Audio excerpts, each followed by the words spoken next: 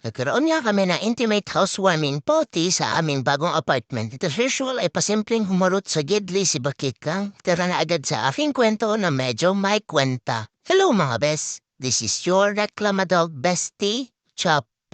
Nag-schedule nga kami ng intimate housewarming party sa aming bagong apartment. Ang aming natatanging house guest ay si Bes Kopeng at ang kanyang pamilya. Ang time nga silang dumating at sobrang excited na kami dyan ni Bakikang. Nilagyan nga kami ng diaper dahil baka daw maihi kami sa sobrang excitement. Nung dumating na nga si Bes Kopeng hindi na nga maitago ni Bakikang ang kanyang pagkasabik. Ang harot talaga nitong babaeng to. Pero syempre si Bakikang yan kaya umandar na naman ang kanyang pagiging hard to get. Magpapapol tapos magpapahabol. Ang pangatlong bendisyon niya ng aming bahay ay galing kay Bes Kopeng. Uy, gusto mo yarn? Pagkatapos sumalubong sa lubong itong si Bakikang, haka naman ini-stab si Bes Kopeng. Masakit balon-balunan ko sa inyong dalawa, magtanan na nga kayo. Akala siguro ni Bakikang ay wala nang nakatingin. Kaya ayan at pinagbigyan niya si Bes Kopeng kahit pa paano. Hindi dilim talaga ang paningin ko sa karutan ng babaeng to. Kaya ba parang nakulangan pa yan siya. Nung nagsama na nga silang dalawa, hindi na nga ako pinansin ni Bes Kopeng at karang hindi ako nag-i-exist. Ang ui-ui niyong dalawa.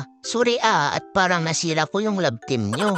Huy, gusto mo yun? Party pa ba to o date yung dalawa? Nag-food trip nga yung mga magulang namin at may pagkain din na para sa amin. Yan nga, niladang atay at chimken at yung pinainit na nugget at beef meatballs galing sa Post Cafe. Mukhang success naman mga bes at nagustuhan ni Bes Kopeng dahil naubos niya ang kanyang food. Pagtapos niyan ay nagpahinga lang kami at nagbanding-banding naman ang aming mga magulang. Tuwing magkakasama yan sila ay puro laro ang kanilang inaatupag. Overcook nga yung nilalaro nila. Hindi yan sila titigil hanggat walang relasyon na nasisira dahil yung laro nila ay all about teamwork pero yung teamwork nila ay hindi nag-work. Lalo na si mami ko napabigat sa larong yan. Pagsapit ng gabi ay pumunta naman sila sa may parking at nag-ihaw-ihaw. Ang daming alay na pagkain ni Bes Kopeng at nag-barbecue pa nga sila. Hindi na kami umangal dahil may pagkain din naman silang hinanda para sa amin. Pangarap talaga ni daddy ko yung mag-ihaw-ihaw. Wala lang talagang space doon sa aming lumang apartment. Kaya naman nung nakalipat na kami sa aming bagong apartment ay dali-dali na siya nagplano na gusto nga niyang mag-ihaw-ihaw. Ang luto na yung pagkain ay nagkwentuhan na sila tungkol sa kanilang buhay na hindi naman namin maintindihan dahil chimken lang ang amin alam. Pero isa lang ang aming sigurado at yun ay iparte kami ng kanilang mga plano. Si Bakikang ay nagpakarga naman dyan, nagpapa-impress ata sa mamit daddy ni Bes Kopeng. Kayo magpapalin lang dyan dahil naghihintay lang yan siya ng barbecue na nasa mesa. Wala maalim na ngayong gabi ay nag-group picture at video na yan sila dahil memories last forever. Bakikang sumama ka na sa kanila, hindi kita pipigilan. Uy,